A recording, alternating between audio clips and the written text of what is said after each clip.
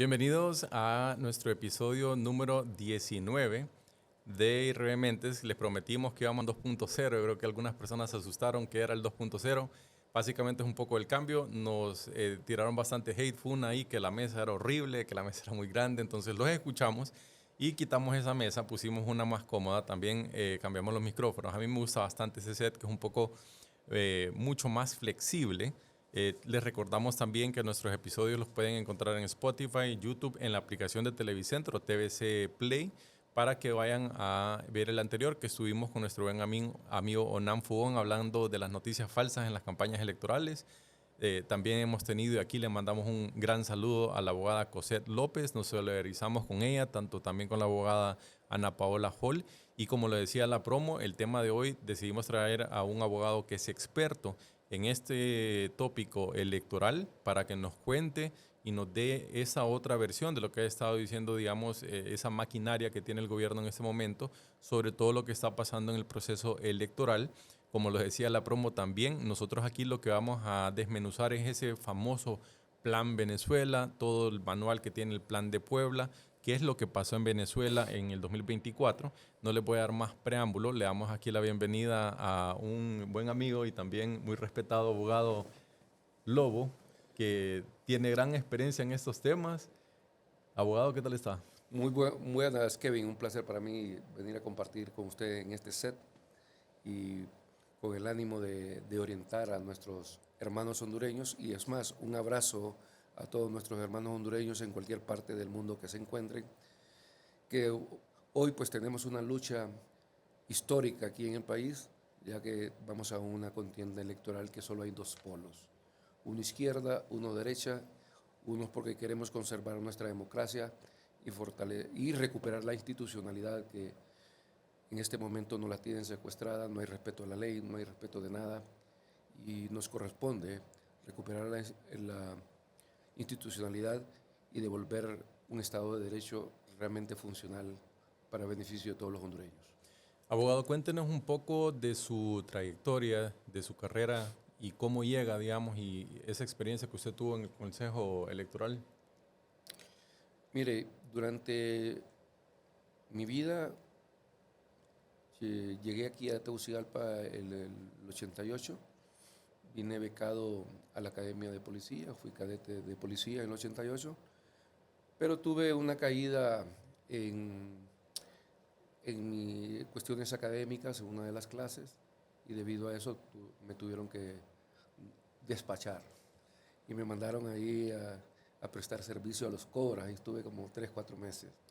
Luego tomé la decisión de retomar mis estudios, regresé a la Facultad de Derecho porque empecé a estudiar Derecho en la academia y allí también jugué política universitaria en el Frente Unido y como estudiante pues logré alcanzar las posiciones que cualquier político universitario desea alcanzar. ¿Qué era el Frente Unido? Era un frente político, le llamamos Frente Unido Democrático de Honduras, era un frente, como decir, un partido al interior de la Facultad de Derecho y de la universidad, por la cual podíamos acceder al poder universitario. Y tuve la oportunidad de ser miembro de la Asociación de Estudiantes Universitarios, de la Facultad de Derecho, luego secretario general de la Federación de Estudiantes Universitarios.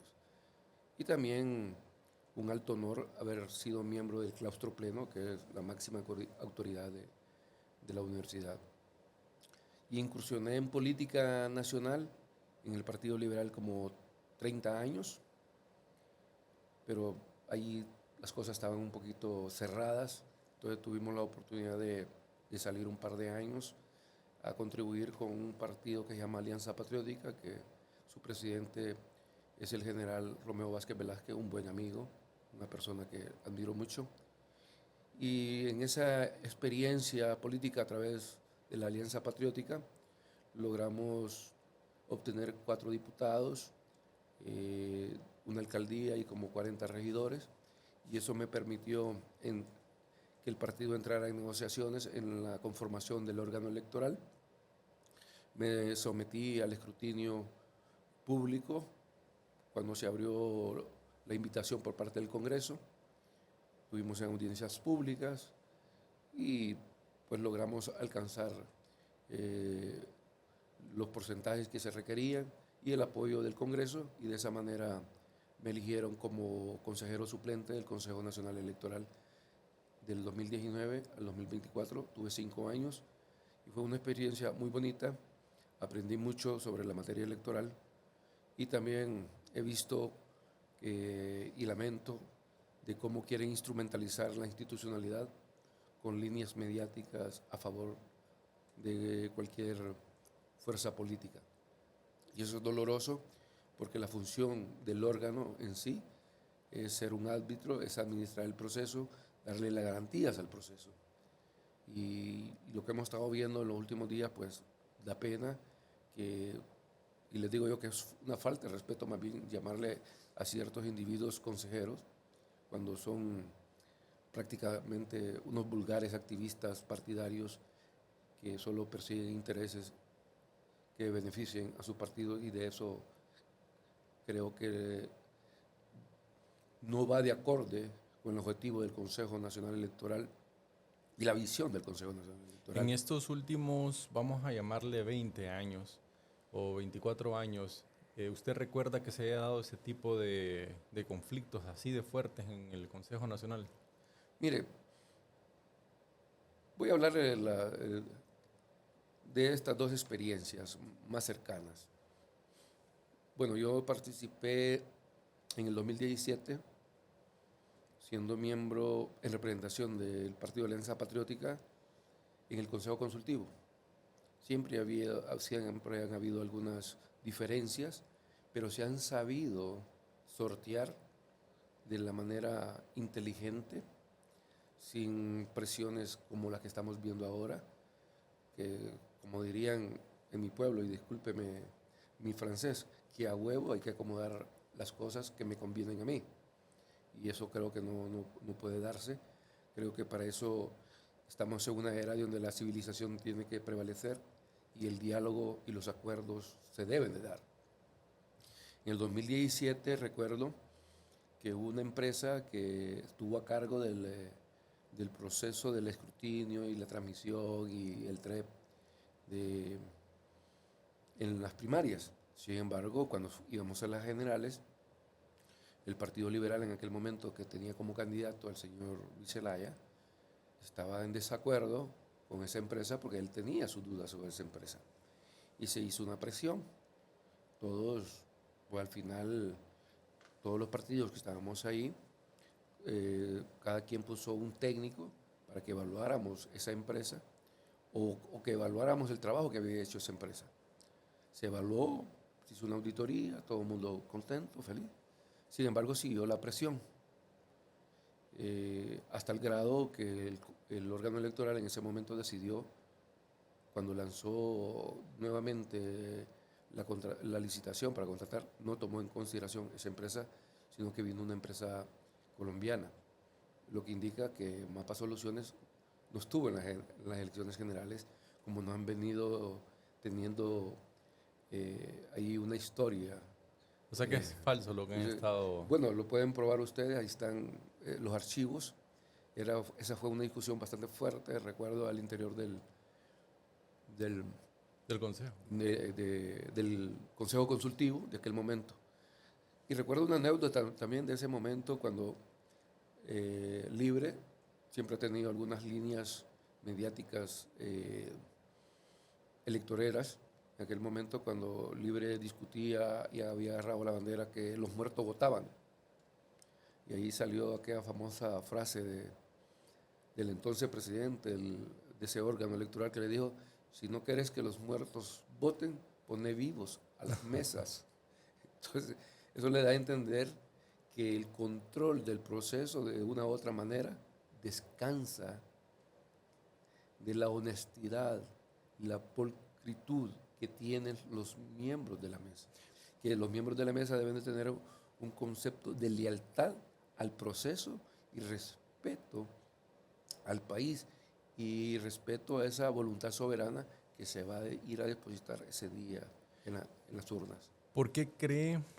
Nosotros subimos una encuesta que la pregunta era todo esto que está haciendo uno de los consejeros, un partido, no todo el consejo, es para causar fraude en el proceso de noviembre o es para evitar que hayan elecciones. Pero me lo va a responder después del corte, abogado, porque vamos a darle un espacio aquí a la audiencia para que vayan a traer algo. Ya vamos a entrar en la parte candente del segmento de teorías conspirativas, así que quédense en sintonía.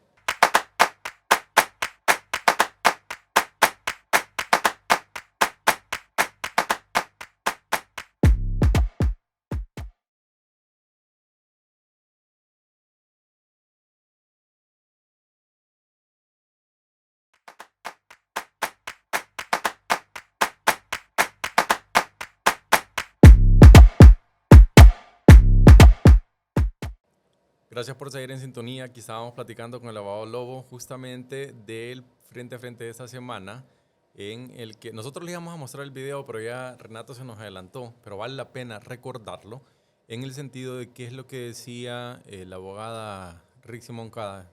Ahí se van a enojar, pero el apodo que yo le puse es la candidata más carismática que se ha visto en mucho tiempo.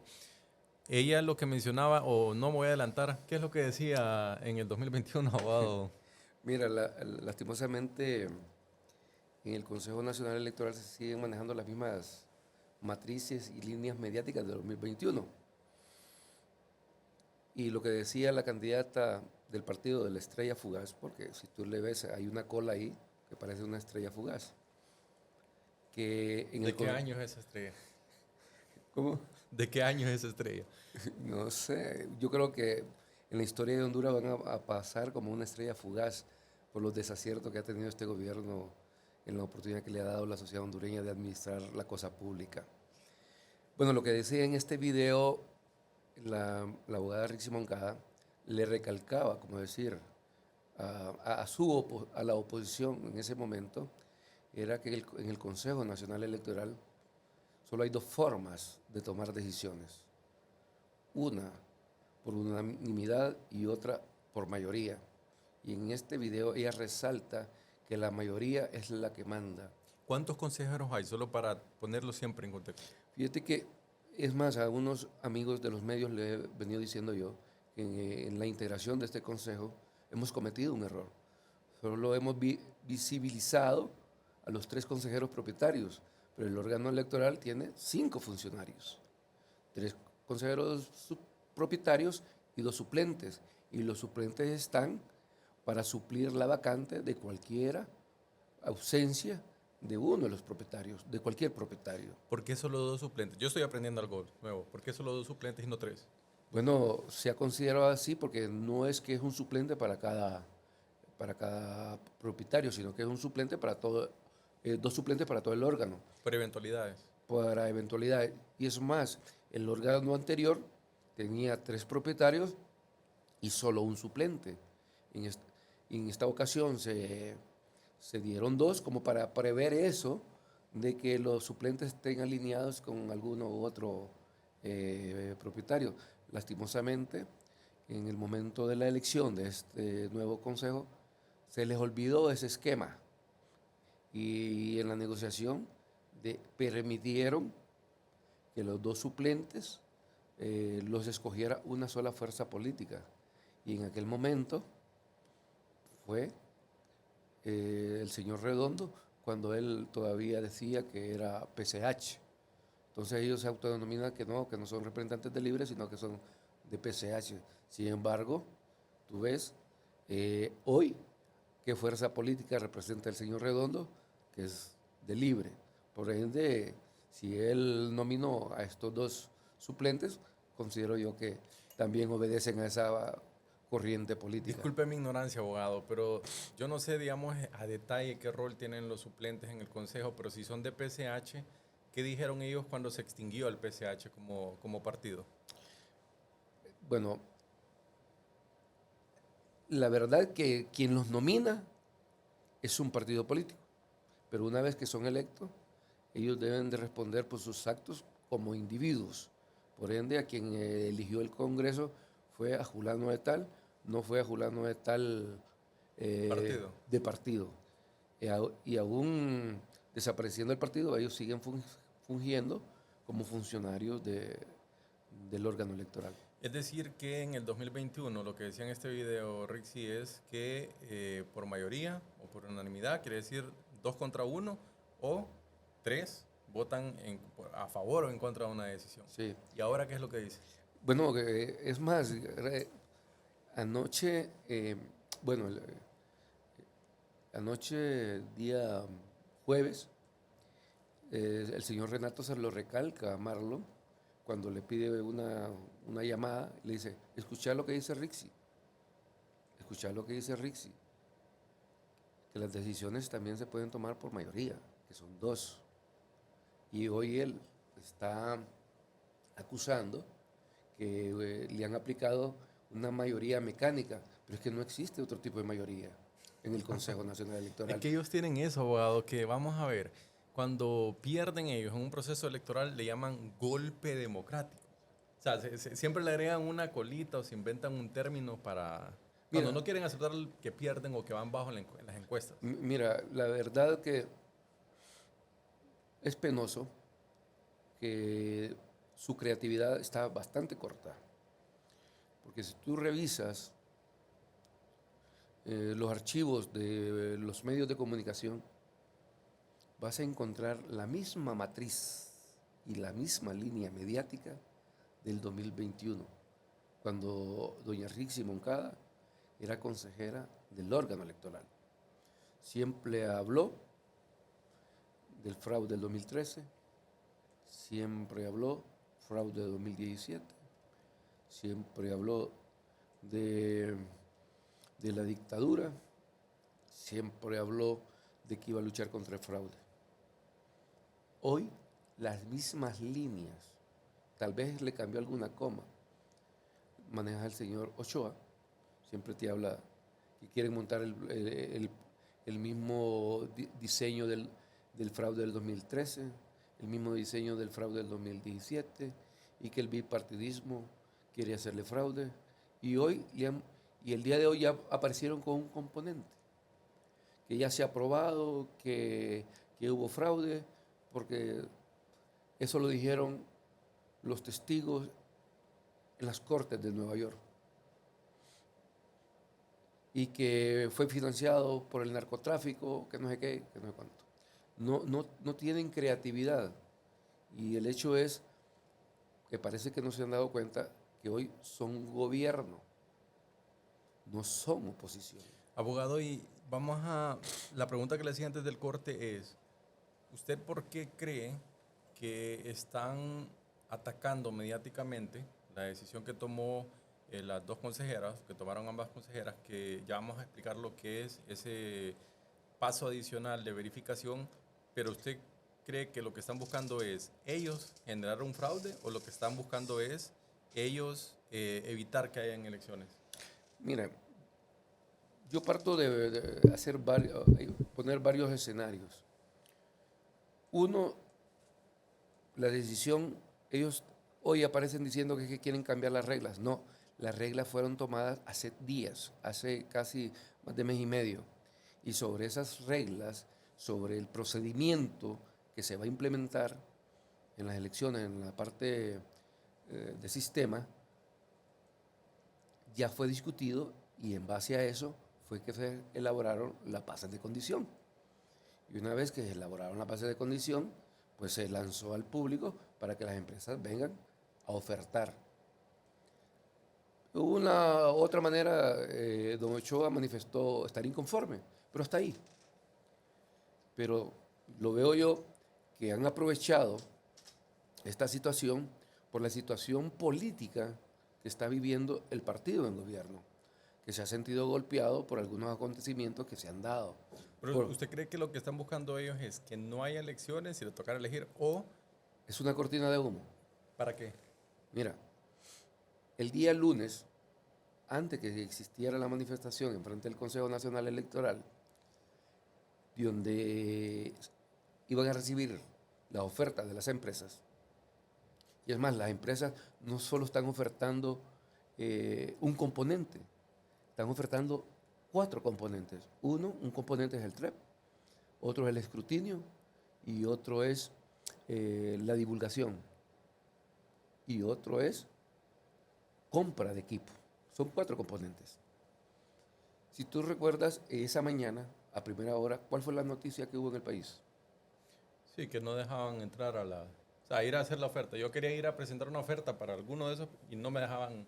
Antes que eso sucediera, ah, la primera noticia que nosotros recibimos fue que debido a la mala política de exterior que tiene el país, nuestros hermanos hondureños no tuvieron la oportunidad que se les ampliara el TPS.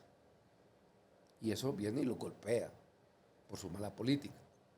Y otro tema que todavía está vigente es cómo se ha estado drenando los recursos para efecto de financiar las campañas políticas. Eso los ha golpeado mucho y quieren, con esto están divagando la atención. Nosotros estamos más concentrados en estar viendo cómo resuelve el Consejo Nacional Electoral este pequeño dilema que ver que realmente han drenado recursos del Estado para financiar campañas. ¿No le parece que es más delicado que no... Bueno, yo no conozco qué pasa, digamos, o qué pasó ese día para la audiencia? ¿Qué pasó ese día cuando no se lograron presentar las ofertas? ¿Hay otro día que se presentan o hay un tiempo límite o qué sucede? Bueno, ese día llegaron las empresas. Y es más, entraron 3 empresas y otras 2 se fueron por miedo. Entraron 2 empresas, pero no se les recibió la oferta porque el señor Ochoa no llegó a la mesa de trabajo. Y además el Consejo había nombrado una comisión especial para que recibiera las ofertas, hiciera la primera evaluación técnica, jurídica, y en esa mesa existe representación de los 3 partidos, tanto del Partido Liberal, Partido Nacional ¿Se y recibieron Libre. las ofertas? Y el representante del Libre recibió la orden de que no participara. Por eso no se le recibieron las ofertas a las empresas. Las empresas entraron, pero no se les recibió. Entonces el órgano electoral está tratando de hacer uso de la ley de contratación del Estado, que ya tiene considerado que cuando existe este tipo de eventos, donde usted tiene que esperar la presentación de ofertas y por fuerza mayor o caso fortuito se impide eso, se puede dar una prórroga. Y es lo que el órgano está pretendiendo hacer. ¿Por qué? Porque ya la ley es clara y le exige al órgano electoral que 4 meses antes de las elecciones tiene que adjudicar el sistema del TREP. Le reitero la pregunta entonces, ¿no cree usted, si lo ponemos en una balanza, qué gana más Libre? ¿Tapar, digamos, el tema del TPS y el cheque sol? ¿O detener uno de dos? ¿O detener el proceso de la licitación? ¿O darle ventaja a ciertas empresas? Porque no sé si las empresas que se fueron van a querer seguir participando. Bueno, tengo entendido que ingresaron 3 empresas y una que yo creo que ellos le están apostando a esa, que fue la que que nos prestó los servicios en el 2021, ella no ingresó, se fue, esa empresa se fue. Tal vez de repente están apostando a esa empresa. Mira. ¿Quiénes están apostando a esa empresa? Libre. Okay. Porque ellos, si tú los escuchas, ellos dicen que fue el mejor sistema. Y miren, yo fui parte del Consejo Nacional Electoral y con propiedad les puedo decir, tuvimos un proceso que gracias a Dios la sociedad hondureña asistió a las elecciones, pero sí dentro de algunos aspectos carecíamos de algunos elementos de verificación y gracias a Dios que la afluencia del electorado fue tan grande que no nos vimos en ningún apuro, pero si la elección hubiera sido cerrada hubiéramos tenido graves problemas. De eso sí se los puedo asegurar. ¿Qué es el Plan Venezuela para usted? Bueno, según he podido entender yo de todo esto, que ellos llevan una línea como de actos preparatorios, actividades que les permitan alcanzar el poder o mantenerse en el poder. Y en esto sus fuerzas es debilitar las instituciones para hacer uso de ellas, por si las cosas no les salen a la buena, ver cómo la implementan a las malas. Y podemos citar ejemplos. Y un ejemplo que yo creo que en la historia de Honduras no lo vamos a olvidar, cómo fue la instalación de la Junta Directiva del Congreso Nacional de la República. De este Congreso. De este Congreso. Fue ilegal. Instalaron una Junta Directiva, se eligió un presidente sin observar la norma jurídica de Honduras. Y de repente nosotros hemos sido permisivos por generar gobernabilidad, hemos sido permisivos con este tipo de acciones. Otro hecho que se recuerda es la elección del Procurador General de la República. Violentaron también la norma. Es bastante repetitivo. Vamos a ver, si recuerdo bien, en el 2021, cuando Donald Trump no aceptaba que las elecciones las había ganado Joe Biden, hubo una turba que se metió al Congreso Nacional en aquel entonces. Yo recuerdo, y creo que eso está ahí en línea, que la gente de Libre decía, qué barbaridad, la primera potencia del mundo, se le está invadiendo o se está amenazando la democracia. Y si recuerdo bien, abogado, así fue como eligieron al presidente del Congreso, Luis Redondo. Ellos metieron una turba. Bueno, de hecho la propia presidenta se fue a meter con esa turba al Congreso. Solo imagínate tú el irrespeto a la institucionalidad que es el Estado. Y Honduras tiene 3 poderes del Estado, donde uno no tiene que tener injerencia en otro. ¿Y por qué la presidenta electa de ese momento fue a invadir las funciones de ese otro órgano órgano de gobierno? ¿Qué es lo que hicieron? Lo hicieron en aquel entonces, lo hicieron ahorita en el Consejo Nacional Electoral, que es lo que usted mencionaba, para los que no lo han visto, cuando iban a presentar las ofertas, si yo quería ir a entregar los documentos, había una turba. Bueno, lo hablamos en nuestro episodio de la sucesión constitucional o el golpe con el general Reinel Funes, que tal vez no todos lo recuerdan, pero para la cuarta urna, cuando uno iba a donde estaban las urnas, básicamente habían palos, habían piedras, es decir, era a las malas o a las malas que se iban a hacer las cosas. Luego cuando convocan a los consejeros del CNE, había una turba en el Congreso Nacional que incluso yo entiendo, y ahí nos solidarizamos con las 2 consejeras, que ha de ser realmente temeroso estar en un congreso con una turba y que no los esté cuidando prácticamente nadie. Le traemos un video, abogado, de lo que cuentan algunos venezolanos que ya no viven en Venezuela, pero qué es lo que hizo Nicolás Maduro en el 2024 en ese proceso electoral, para que lo veamos, a ver qué similitudes tenemos aquí en Honduras. O sea, es que la reelección de Maduro primero es una mentira. O sea, eso está comprobado y ellos mismos no saben cómo taparlo, porque de verdad no es la primera vez que sí gana la oposición. Contundentemente y con los papeles en la mano. Lo que pasa es que, bueno, evidentemente, si nos vamos a poner, o sea, lo que argumenta este lado va a decir que eso es mentira, no sé qué, pero en ese caso en específico, la prueba contundente de que... Las actas. O sea, las actas. Las actas físicas. ¿Y las actas físicas las tienen? Sí. Ok. Yo no estoy tan enterado de las actas físicas de esto. Ok, el movimiento que hizo María Corina y Edmundo en este sentido, digamos, la hazaña política que ocurrió por primera vez en Venezuela. Primero, es la primera elección que realmente ganamos. Esa es la verdad, la oposición al gobierno de Venezuela. Es literalmente... Las pasadas no. Las pasadas yo siento que obviamente las ganó el gobierno, pero con mucha, digamos que la trampa estaba en la maquinaria, o sea, la cantidad... digamos, la plataforma infinita que tiene el gobierno de Venezuela versus los otros contrincantes, ¿no? Entiéndase, cuando Chávez ganó antes de morir y Maduro después cuando... Corina estuvo en la escuela de nada, ¿no? María Corina estuvo en la escuela de nada justo la semana, hace no mucho. Sí. ¿Qué pasa? Que la hazaña política que fue el escondite donde María Corina realmente fue una estratega realmente impresionante es cuando ella... las máquinas de votación en Venezuela a las máquinas tienen acceso los 2 bandos y tú puedes sacar tu reporte. ¿Qué pasa? Ellos sacaron los reportes y este lado también. La hazaña fue, sacaron el reporte y lo mandaron a un sitio. Y todo el mundo lo hizo. Y todo el mundo, no, las actas, no sé qué tal. Eso lo escondieron y lo sacaron del país. Entonces, ¿qué pasa? ¿Qué sacaron del Las país? actas. A las actas. O sea, la copia de uno de los bandos. El otro bando, que es el bando oficialista, nunca mostró las actas, que siempre lo hace. Ya. Históricamente, A ver, es una máquina, sacan su reporte. vamos a decir que aquí votamos tú y yo, y aquí hay una máquina, y tú eres de un partido y yo soy del otro. Toma tu reporte, toma el mío.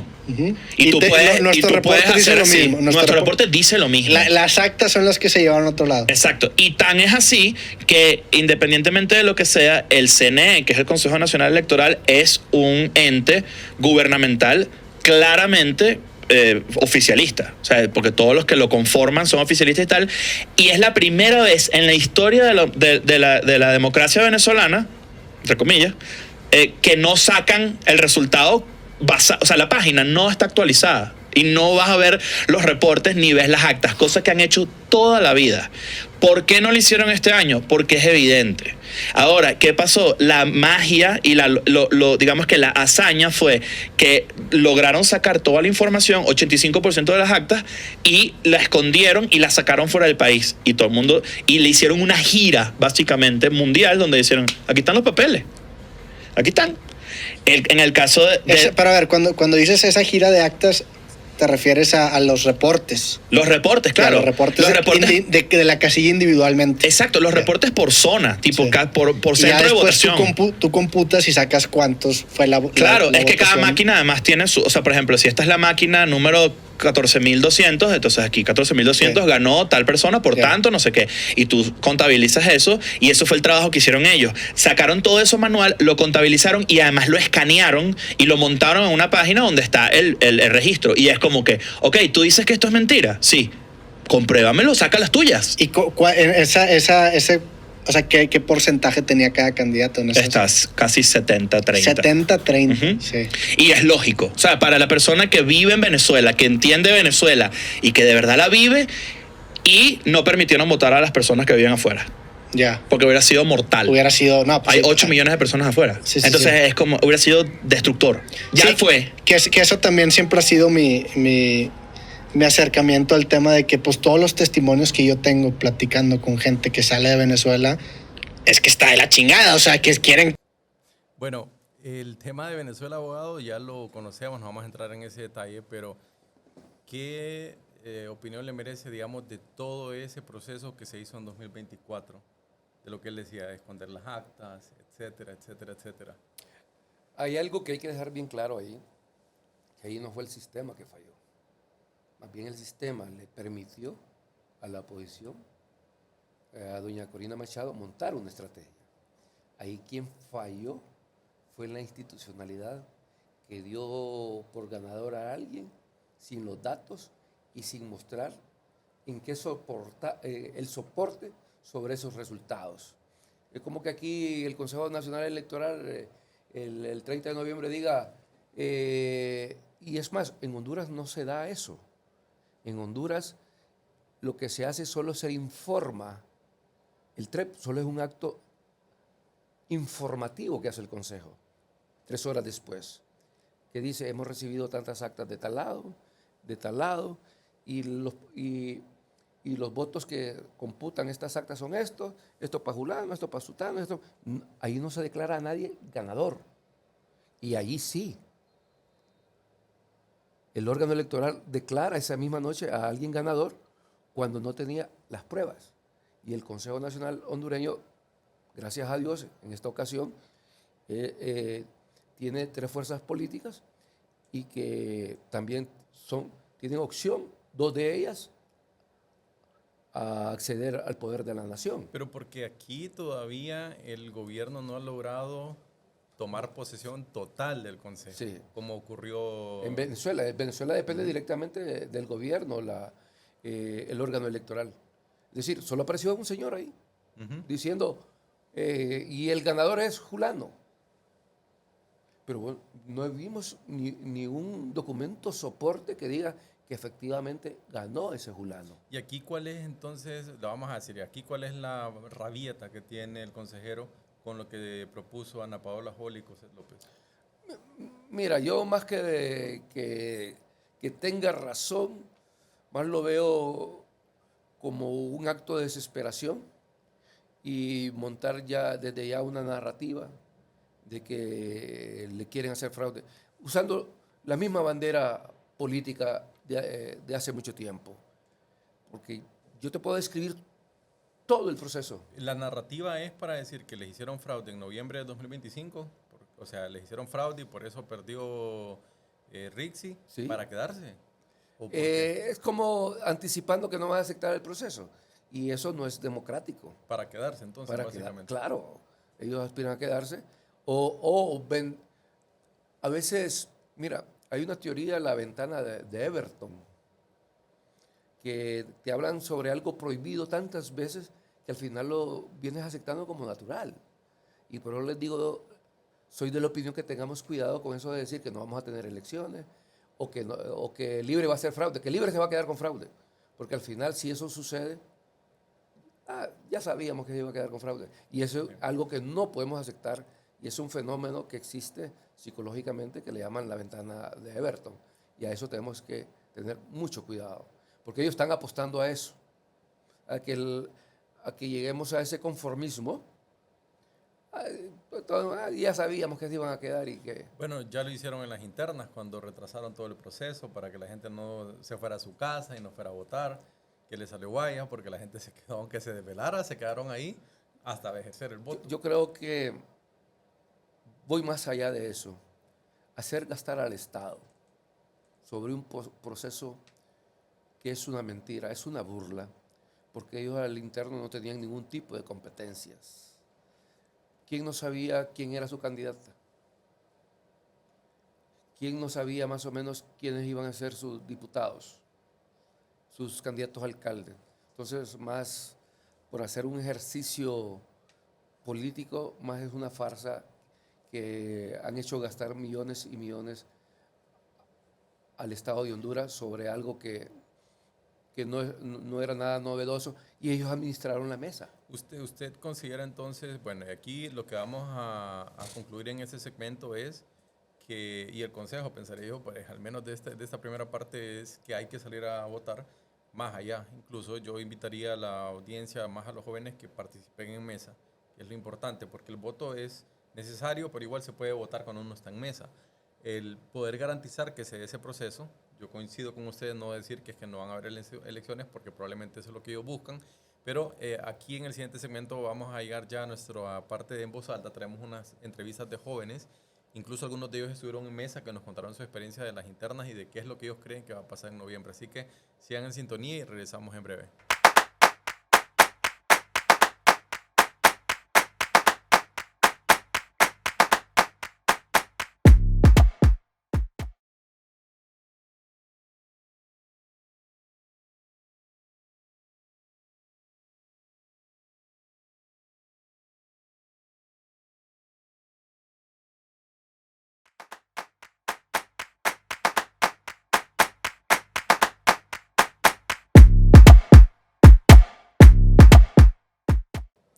Esperamos que bueno, les haya gustado esas teorías conspirativas, que no son tan conspirativas para los venezolanos.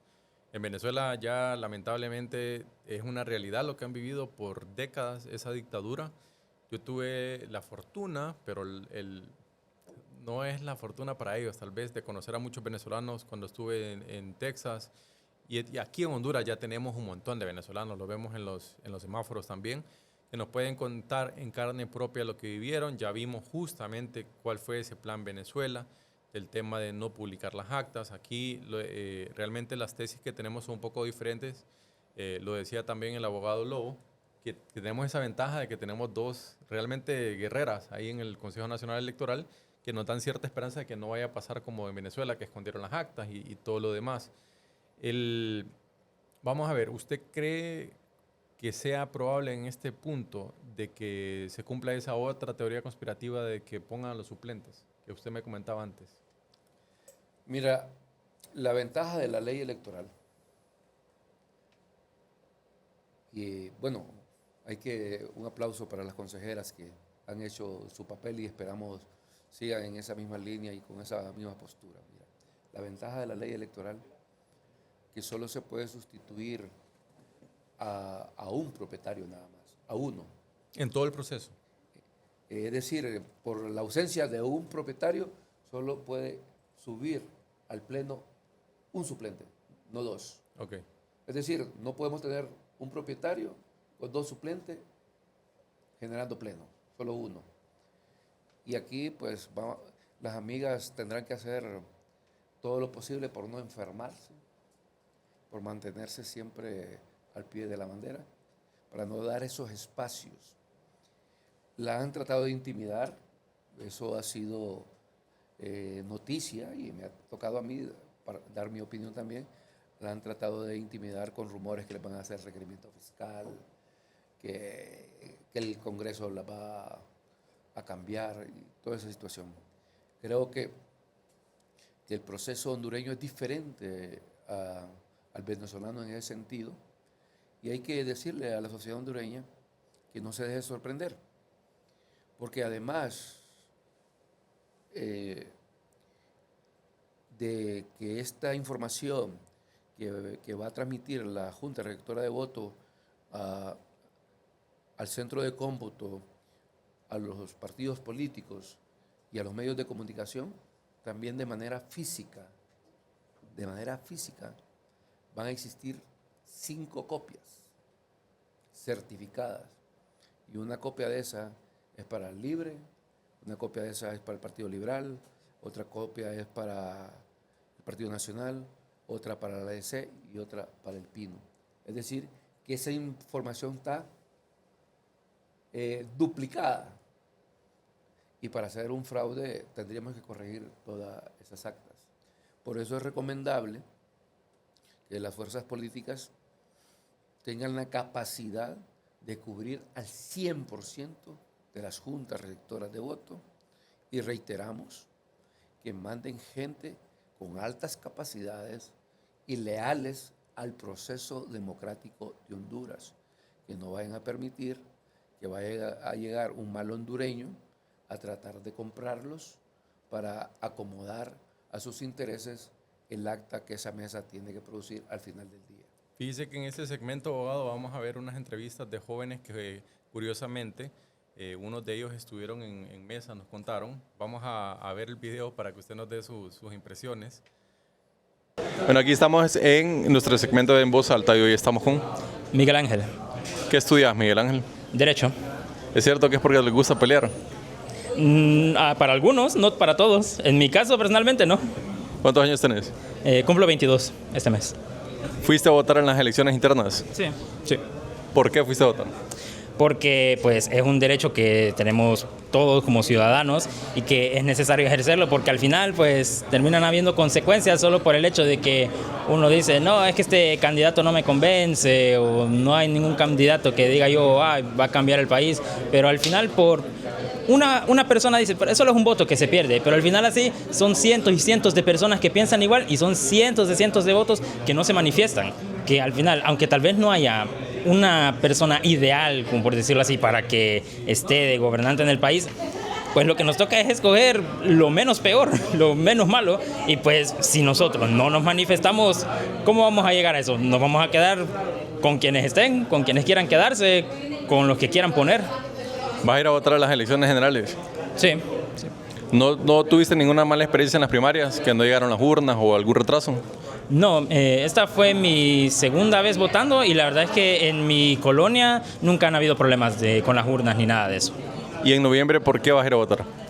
Porque siento que es todavía más importante. Ahorita en las internas pues son para definir como la alineación de los partidos, pero ya en las generales son para escoger ya quiénes van a quedar en el poder completamente, y pues a mí sí me interesa personalmente saber qué es lo que traen los políticos, qué es lo que ofrecen al país, y pues, como le digo, ver qué es lo que más o menos le conviene al país. Y bueno, al final sabemos de que no todas las propuestas se hacen realidad, todos solo quedan en propuestas, en promesas, pero prefiero optar por una promesa que optar por absolutamente nada. ¿Crees que existe la posibilidad de que no hayan elecciones en noviembre? Pues la verdad, como le digo, hasta hoy escucho de eso y la verdad, si de verdad fuera posible, no sé cómo lo van a materializar, porque somos una república. Han habido elecciones desde hace tantos años y no sé cómo planean justificar que no hayan elecciones, que se tenga que quedar el que quede y ya. Yo siento que sí van a haber y si no hubieran, la verdad, me interesa ver cómo lo van a hacer eso. Y por último, ¿tenés algún temor, digamos, de que si ese día no puedes votar, alguien vote por vos usando tu identidad? Sí, la verdad, he escuchado algunos testimonios de eso y pues sí, tengo un poquito de temor de eso, entonces yo por eso al menos personalmente sí pienso ir a dar mi voto. Yo ahí con mi cara, mírenme, ya vengo a votar aquí, que nadie venga a decir que vengo a votar por tal persona. No, es mi voto y ya, que es mío nada más, que nadie me lo vaya a andar tocando. Perfecto, muchísimas gracias y suerte en tu carrera, Miguel Ángel. ¿Qué opinión le merece el tema de la identidad del voto? Que él decía que él quiere ir a votar para que no le roben el voto. Usted en el corte me comentaba algo del tema de los votantes que están en el exterior y me comentaba algo también del biométrico. Mira, el biométrico es una herramienta de seguridad para el proceso electoral. Y el biométrico tiene dos aplicaciones. Una de identificar de manera física al ciudadano, porque esa es la idea de que realmente el biométrico nos sirve como un testigo que Germán Lobo llegó físicamente a esa Junta Rectora de Voto a ejercer su sufragio. Pero ahí yo le veo una falencia en una de las aplicaciones y a la que yo le tengo miedo. Porque el biométrico tiene dos aplicaciones. Una que te puede identificar por la huella dactilar. Y otra, si no te funciona ninguna de las 10 huellas dactilares, se presume que el miembro de la mesa introduce tu tarjeta de identidad y despliega la información y te registra como que te presentaste físicamente a la ¿Y le toma foto? Porque con ese le toma foto. Bueno, si le toma foto, pues ni cosa mejor. Pero tengo entendido que hubieron ejercicios donde no tomaban foto, sino que solo introducían la tarjeta de identidad y te desplegaba la información y te registraba como que había llegado a esa mesa, entonces validaba que metieras un voto en favor de esa persona. Y ese es mi temor, especialmente con el voto del exterior, porque hemos venido elevando la voz que ahorita el voto en el exterior tiene mucho riesgo. ¿Por qué tiene riesgo? Porque el enrolamiento de los ciudadanos en el exterior se llevó a cabo a través de los consulados, fueron autorizados por los consulados, y también a los consulados se les delegó la entrega y distribución del documento de identificación de estos ciudadanos. Y estamos hablando de una cantidad bastante considerable de 550,000 ciudadanos que están enrolados. Y de esos 550,000 ciudadanos existen en nuestro centro electoral 436,000 ciudadanos que están facultados para ejercer el sufragio. Y hemos visto unas prácticas por parte de Libre que han estado haciendo campañas o poniendo afiches publicitarios, haciendo uso de las instalaciones del consulado, cuando eso es prohibido por la ley. Y el ciudadano responsable o el que administra esas oficinas del Estado está expuesto a que lo multen de 20 a 100 salarios mínimos. ¿Usted cree que viendo las condiciones que tenemos en ese momento, vale la pena usar el biométrico en las generales? Es válido usar el biométrico, pero quitándole esa aplicación. Okay. Porque si con este ejercicio, siguiendo con la narrativa del voto en exterior, ellos han estado levantando un censo de ciudadanos hondureños en el exterior. Porque hay una afiche por ahí que ha circulado donde ellos le están pidiendo que se registren y al registrarles van a tener los números de tarjeta de identidad. Correcto. Y si ellos tienen acceso a controlarme la mesa electoral en el exterior, me van a introducir los números de tarjeta de identidad, haciéndome ver como que ese ciudadano se presentó físicamente a esa Junta Rectora de Voto y me va a aparecer un voto.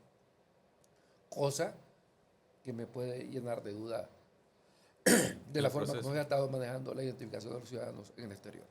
No, y vamos a ver la otra entrevista que tenemos en ese momento. Bueno, aquí seguimos en nuestro segmento de En Voz Alta y estamos con Julian Soto, Y Michael Manzanar, ¿qué estudian, jóvenes? Derecho, la carrera de Derecho. ¿En qué se van a especializar? probablemente mercantil o internacional. Lo mismo, muy probablemente en Derecho Mercantil o Derecho Laboral en este caso. La pregunta que andamos hoy, concisa, ¿habrá elecciones en noviembre, sí o no? A mi parecer sí habrán elecciones en noviembre. ¿Por qué sí? Porque si no hay la presión social, la presión de toda la ciudadanía va a ser tan fuerte que no va a haber gobierno que pueda quedarse ni perpetuarse sin una elección. Entonces, de una u otra manera, sean bien o sean mal, se espera que sean bien, pero de que van a haber elecciones, creo que no debe caber duda de que sí las van a haber. Bueno, en primer lugar, elecciones van a haber, porque estamos en un Estado de Derecho y un Estado en teoría que somos un país democrático. Entonces, por muchas dictaduras que miremos como ejemplos como Venezuela, siempre hay elecciones, pero que sean legítimas o sean correctas o no estén amañadas, es otro cuento aparte, como podríamos decir. ¿Las de noviembre van a ser legítimas o cómo van a ser? Van a ser, como decimos aquí en la Facultad de Derecho, a lo civil o a lo penal. Pero de que van a haber elecciones, van a haber elecciones. ¿No crees probable que Honduras llegara a pasar como lo de Venezuela que pasó el año pasado? Pues es de ver para creer, pero tenemos la esperanza como pueblo hondureño que sean unas elecciones limpias y que todo el pueblo hondureño salga a votar masivamente, porque recordemos que para que haya unas elecciones limpias y justas es que todo el pueblo hondureño salga a votar. Y no, otro tema también es, o sea, yo no creo que si a un partido le hicieron fraude, posiblemente ese partido vaya a hacer fraude, porque o sea, creo que todos, sean de lo que sean, todos están de acuerdo que en 2013, 2017 hubo fraude. Y quizás las elecciones de 2021 han sido probablemente las más transparentes porque han sido las más reconocidas internacionalmente. Entonces, si es un partido al cual le hicieron eso, yo quiero creer que es un partido que no va a hacer eso porque sabe lo que se sufre y sabe lo injusto que eso es. Y a su vez está viendo como que está pasando un debate con qué sistema de transmisión se va a usar. Lo que sí yo digo es, a ver, si en 2013 y 2017 se usó un sistema que está fuertemente cuestionado, ¿para qué querer repetirlo? Si el de 2021, o sea, yo vi que las elecciones fueron hoy y mañana, inclusive Papi de la Orden reconoció la derrota, los liberales reconocieron la derrota, Libre reconoció su victoria y en 2017 fue como que todo el mundo condenó el fraude. Entonces, si el de 2021 funcionó y sacó a un gobierno que estaba de turno, entonces el de 2021 debería funcionar ahorita. Y si el gobierno que está de turno tendría que salir, saldría con el mismo sistema del de 2021. O sea que no es un sistema que sirve para perpetuar a quien está en el poder, porque si hubiera servido para perpetuar a quien está en el poder, seguiría el Partido Nacional ahorita. Entonces, ahí es donde yo digo, pucha, si en 2013 y 2017 hubo un caos por un fraude, pero se usó aquel sistema, ¿por qué queremos volver a aquel sistema? Última pregunta, ¿ustedes votaron en las primarias? Sí. Sí. ¿Tuvieron alguna situación ahí complicada en cuanto a que llegaron urnas tarde o fue con normalidad? Fíjate que yo soy de Tocoa. Allá sí llegaron las urnas a tiempo, pero cerraron la votación tipo 8 o 9 de la noche. Entonces terminó bien tarde, pero sí llegaron, o sea, la votación es como que no había mucha capacitación para la gente de las mesas, siento yo, porque tenían todo el equipo, pero la votación como tal la empezaron hasta las 8:30, 9 y la terminaron hasta las 8 de la noche. ¿Y en tu caso? En caso, a mí me tocó votar aquí en el municipio. Las urnas llegaron temprano, pero el mismo caso que abrieron un poco tarde por falta de capacitación, y entonces ahí nosotros tenemos que saber que elecciones sí van a haber, que pase lo que pase van a haber elecciones y que el pueblo hondureño tenga esa seguridad de que aunque llegaron tarde las urnas, los votos salieron, los resultados salieron y los resultados están claros, y que ese mismo proceso puede o que no llegue a pasar en noviembre, pero lo que tenemos claro es que el proceso y el conteo va a ser claro. Perfecto, muchas gracias por la entrevista y suerte en su carrera. ¿Qué parece las opiniones que dieron ellos dos? Los vamos a invitar. Muy buenas opiniones a mi criterio. Bueno, los muchachos están conscientes de que tenemos que tener un proceso, mas ellos no saben, y hay que orientarles en ese sentido, que el sistema democrático de Honduras ya tiene definido un proceso electoral y interrumpir el proceso electoral, eso daría paso a un rompimiento constitucional, cosa que algunas cabezas calientes que en sus malos sueños han querido provocar en Honduras, provocar un rompimiento del orden constitucional para instalar su famosa constituyente. Situación que en este momento no miro yo el ambiente para que Honduras entre en esa etapa, porque nos podía pasar una factura muy alta y contigo lo platicábamos, que tenemos un país que es realmente muy pobre. Y entrar a una situación de esas, que vamos a elecciones y se detecta que hubo anormalidad en ellas, nosotros somos los que votamos a elegir nuestras autoridades, pero de una u otra manera la comunidad internacional juega un papel muy, muy importante en certificar ese tipo de gobiernos. Y no podemos quedar aislados del mundo porque no tenemos riqueza como sostenernos. Bueno, Venezuela, por citarle un ejemplo, vive esas crisis de que está aislado del mundo, está bloqueado por muchos países, pero sobrevive porque tiene un producto que se llama petróleo y aún así su gente vive extremas pobrezas que ha originado que salgan huyendo de ese país. Mis disculpas, creo que por un tema del edificio vamos a tener que cortar este segmento un poco antes de lo esperado, así que les pedimos disculpas por ese fallo técnico y les pedimos que se sigan en sintonía para nuestro último segmento en Factos, que les traemos buenos datos.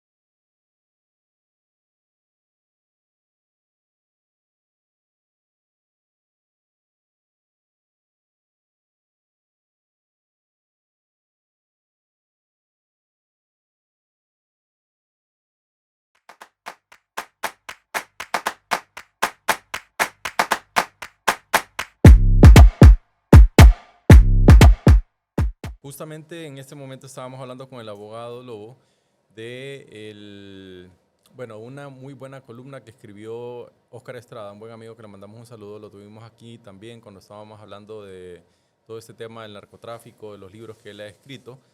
Les invito a leerla, es una opinión en la que él menciona o él da esta tesis de que Rick Moncada va a perder las elecciones, la tesis de que Libre en general va a perder por dos elementos. El primero de ellos es que tomó un estudio que es de probabilidad que menciona que cuando un candidato, un gobierno, tiene un nivel de aceptación por debajo del 40%, las probabilidades de ganar son prácticamente nulas. Esa es una columna que él escribió que les invito a leerlo.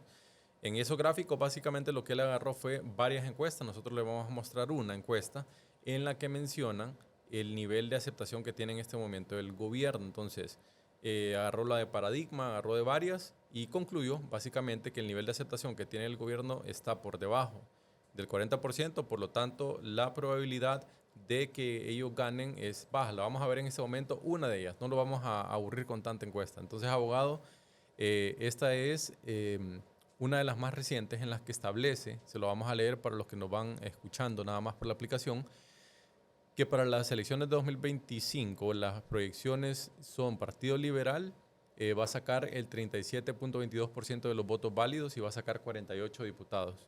El Partido Nacional sacaría el 34.33% de los votos válidos con 44 diputados y Libre, esta encuesta únicamente le da el 17.68% de votos. Es decir, que en esta encuesta al menos ganaría el Partido Liberal y Libre no solo es que pierde, sino que apenas sacaría 22 diputados. ¿Será esta entonces la razón, abogado? ¿Por qué es tan...? Fíjate que coincido, porque mi proyección siempre ha sido también que Libre va a andar en 25 a 30 diputados.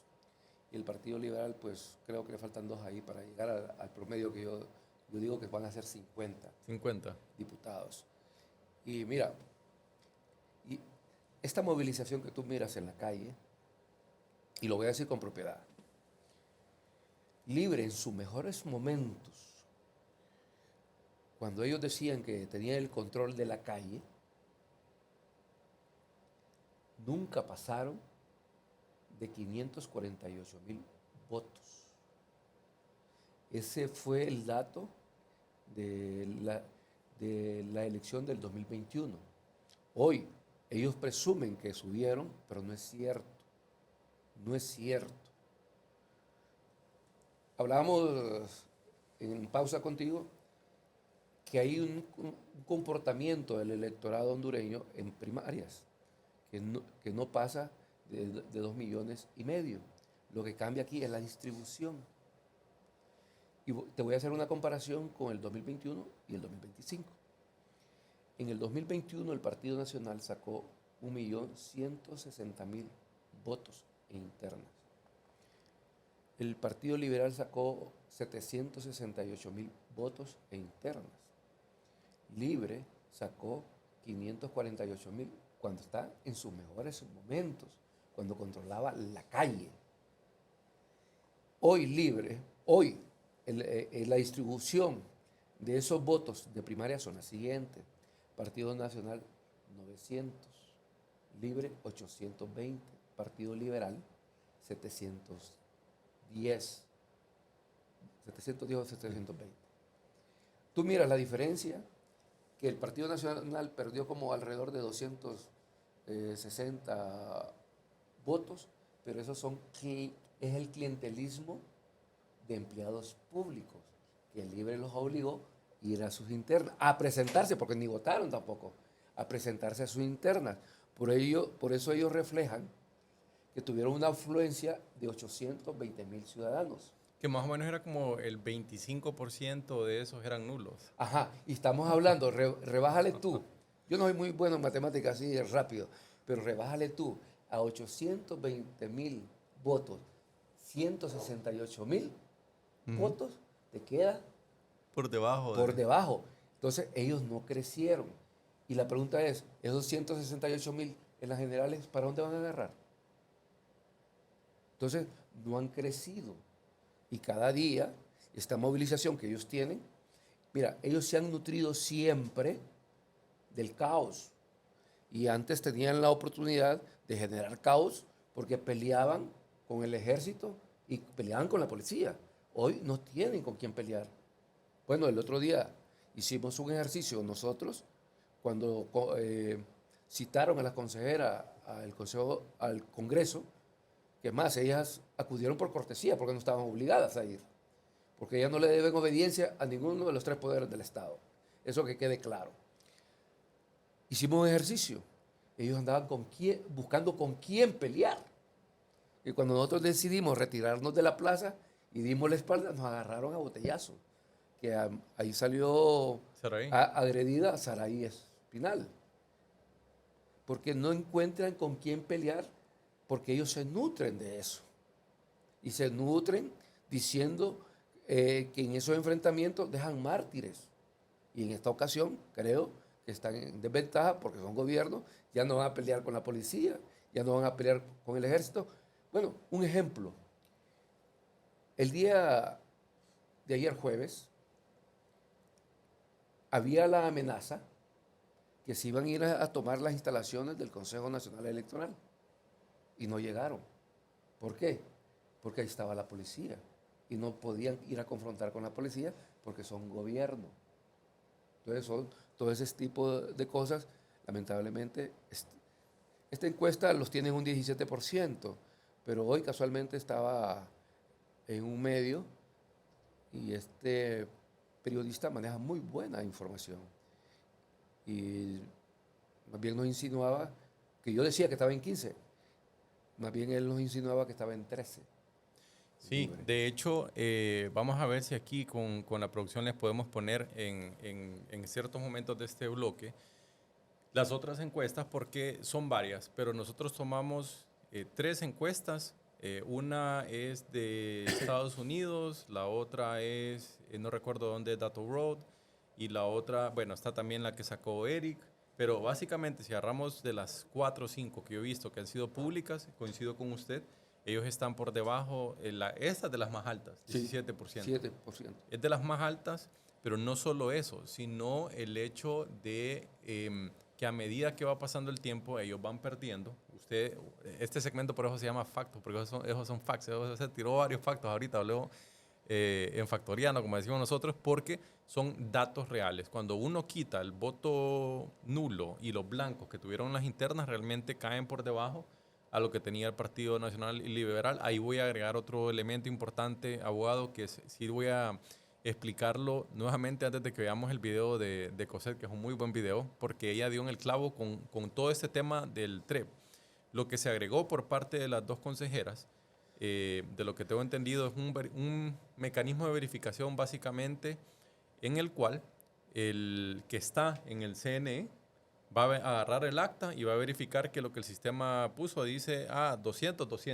Y eso es todo. O sea, no tiene nada de ciencia, a lo que incluso yo pensaría que ellos deberían de estar de acuerdo con que se esté agregando. Pero creo que ahí hay una corrección. Y espero, si yo me equivoco y alguien lo escucha, por favor, tenga la amabilidad de corregirme. Solo se van a verificar no todas las actas. Correcto. No es el 100% de las actas. Solo se van a verificar las actas que se detecte que fueron modificadas en la Junta Receptora de Voto en el momento de hacer la transmisión. Y lo explico. Una vez que se escanee el acta, va a aparecer a la mitad de la pantalla la imagen del acta original con el manuscrito. En el otro extremo va a haber un sistema de inteligencia artificial que le denominan ICR, que va a leer esos datos manuales y los va a convertir en datos digitales. Y solo en aquellos casos que el ICR lea mal un número, como por ejemplo, yo tengo un 8 y ellos lo leen como 0, le da la opción a la Junta Receptora de Voto a hacer la corrección. Una vez que la Junta Receptora de Voto hace la corrección, todos los miembros que están ahí lo van a validar. Y una vez que lo validen, le van a dar OK y van a generar la transmisión. Y ojo con esto, la transmisión va para el centro de cómputo del Consejo Nacional Electoral y simultáneamente a todos los partidos políticos y a los medios de comunicación que lo quieran recibir. Y como esa acta tuvo una corrección, va a llegar con una alerta al centro de cómputo y allá se va a revisar si efectivamente esos datos están correctos y lo van a volver a verificar. Y ahí hay representación del libre, no es que lo agarra cualquier ciudadano, no, ahí hay 3 personas, un liberal, un nacionalista y uno de libre. Es mentira, una gráfica que sacaron, que solo sacan un liberal y un nacionalista. Es mentira, están los 3. Ellos van a revisar que la información que viene de la mesa es correcta. Y si es correcta, hace match. Y si hace match, autoriza que suba a su publicación. Y si no hace match, va a pasar a una bandeja especial que también los partidos políticos van a tener acceso a verificar esas actas, porque también ellos la van a tener, para pasar a un escrutinio especial. Y el escrutinio especial no lo hace el órgano electoral. El órgano electoral instala una junta receptora que está conformada o invita a que la conformen los 5 partidos políticos. Ellos van a revisar esa acta, sus inconsistencias, y si es posible, van a volverla a levantar. Ellos, no es el Consejo. Les han venido mintiendo. No es el 100% de las actas que van a revisar. Por eso yo les decía en un programa hoy en la mañana, Libre va a tener 6.333 ciudadanos en las mesas electorales que van a tener el cargo de presidente. Libre va a tener 6.333 ciudadanos con el cargo de secretario. Libre va a tener 6.333 ciudadanos con el cargo de escrutador. Y yo les aconsejaba a ellos, por favor, si no quieren que ese porcentaje de actas, que es un 33%, vayan a escrutinio especial, manden la gente con mayor escolaridad a las mesas electorales. Porque y no me lo estoy inventando yo, se lo pueden preguntar a doña Rix y a Marlon. La mayor cantidad de actas que presentan inconsistencia porque no están mal llenadas son las de Libre. Miren, el primer lugar se lo lleva en mejor manejo de las actas electorales y el llenado del Partido Nacional. Y después sigue el Partido Liberal. Y Libre es el que mayor inconsistencia presenta. Pero mi recomendación es, manden la mejor gente con la mejor escolaridad para que no le manden ese 33% de acta que van a manipular ustedes, no nos vayan a llegar a escrutinio especial. Muchísimas gracias, mil gracias por hacer esa aclaración, abogado, porque me respondió las preguntas, me leyó la mente. Libre va a tener a su gente. El tema del escrutinio especial lo van a hacer con representación de todos los partidos. No solo eso, también es el tema de que la gente en las internas se hizo escrutinio especial a solicitud de Marlon Ochoa. Vamos a ver este video de Cosette, a quien le mandamos un saludo. Les voy a dar un ejemplo práctico que acaba de suceder aquí en este recinto. Acaba o no quien preside esta sesión de verificar el voto emitido a través de estos dispositivos por el diputado Jorge Calix. Dijeron que había un cambio de lugar, que se había emitido, hablaron de una tarjeta. ¿Y acaso no es esa la verificación humana aplicando la tecnología?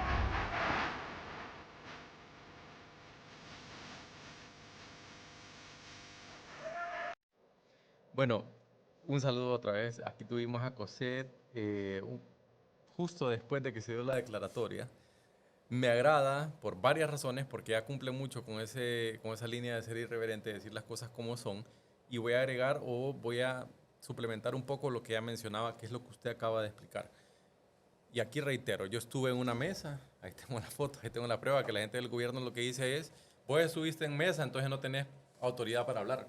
Todo lo contrario, o sea, es el hecho de que lo hice para conocer cómo funciona el proceso, y es lo que decía el abogado Lobo. Cuando uno está ahí, llena el documento.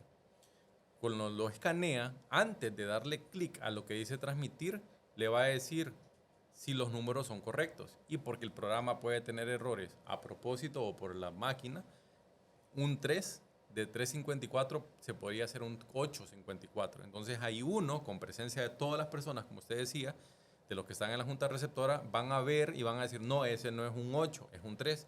Y uno con el dedo lo cambia. ¿Qué es lo que está agregando entonces las dos consejeras, Ana Paola y Cosette?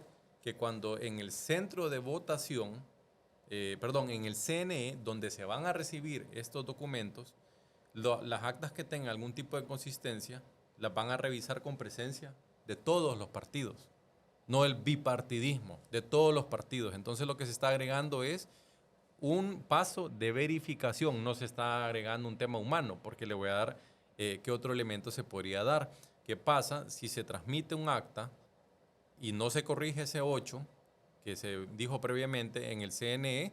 Entonces van a ver estas personas que van a decir, ese no es un 8, es un 3, y se va a hacer el proceso de corregirlo o demás. Entonces, ese es llamémosle el facto del día. Ese es realmente, y le agradezco, abogado, que nos haya explicado de esa manera tan sencilla, porque justamente este programa nosotros escuchamos a la audiencia y nos dijeron, necesitamos que alguien lo explique con peras y manzanas de la manera más sencilla, que lo que ellos están diciendo no es cierto. Y aquí es donde viene mucha crítica de que dicen el programa tiene línea. La línea es decir la verdad. Y hay varios elementos, mira. Por eso pónganle atención a la Junta Rectora de Voto. Sí. Ese es el alma del proceso. Son 5 ciudadanos. Miren, el Consejo Nacional no cuenta votos, solo recibe actas y las computa, las valida y las computa. Por eso manden la gente más capacitada y más leal con el proceso y con la democracia de Honduras. Correcto. Porque ese día podría haber alguna fuerza política o externa interesada de manipularnos esa Junta Rectora de Voto. Y podría no la comprar. 10,000 lempiras por cada ciudadano de esa mesa le cuesta 50,000 pesos. Y yo manipulo el acta. Y el Consejo podría verificarla si existe alguna denuncia, pero si no existe, se fue, como dicen, lisa. Correcto. Y nosotros hacíamos el cálculo con un amigo y le digo, y Libre tendrá, o cualquiera tendrá, unos 1.000 millones de lempiras. Sí, me dice. Eso es lo que podía gastar para manipular 19.000 mesas electorales. 1.000 millones de lempiras. Poniéndole a un precio de 10.000 lempiras por miembro de mesa. Entonces, solo miremos lo que gastaron en Chequesol. Entonces, la invitación es que cumplamos nuestra obligación como ciudadanos. Estamos llamados a ejercer el sufragio 6.400.000 hondureños. Cumplamos con nuestro deber patrio de ir a elegir nuestras autoridades depositando el voto. Pero no nos quedemos ahí. Ya la ley como ciudadanos nos faculta estar ese día en esa junta receptora de voto observando el proceso de cómo se está llevando a cabo el escrutinio. El escrutinio es público y nosotros podemos ser testigos y proteger nuestro sistema democrático haciendo acto de presencia a ese centro de votación. Y si existe alguna fuerza externa o impedimento de algún policía o de algún militar, tómele los datos y presente la denuncia, porque no dejarlo a usted ser un observador del proceso también lo podemos considerar como un delito electoral. El proceso debe ser a puertas abiertas, el escrutinio, claro, guardando el respeto, porque la autoridad electoral en ese momento es la Junta Receptora de Voto. Y usted puede grabar y transmitir, no está prohibido. No, y bueno, ya estamos llegando casi al cierre de nuestro programa y aquí agradecerle ese mensaje que usted dio. Yo confío plenamente en que los policías y los militares van a cumplir ese rol de protegerlo. A quien me da el temor son esos colectivos, de que sean ellos los que quieran hacer algún tipo de intervención, pero esperamos también que ellos tengan esa conciencia de no llevarnos a ese camino que tiene Venezuela en este momento. Les invitamos a ustedes también que sean partícipes de ese proceso, participen en mesa. Un consejo, que ahí lo dejo en el aire, si son observadores, quédense, si son 30 horas, quédense las 30 horas, no solo vayan en la mañana 2 horas, se toman la foto y se van, porque eso no es ser un observador. Cumplan con ese rol que tiene, que necesita el país. Y dejo esto como aclaración. Si fuera Juan Orlando Hernández, haríamos exactamente lo mismo, es proteger básicamente el proceso democrático del país. Así que les agradecemos que hayan estado en sintonía, les deseamos que tengan un feliz sábado.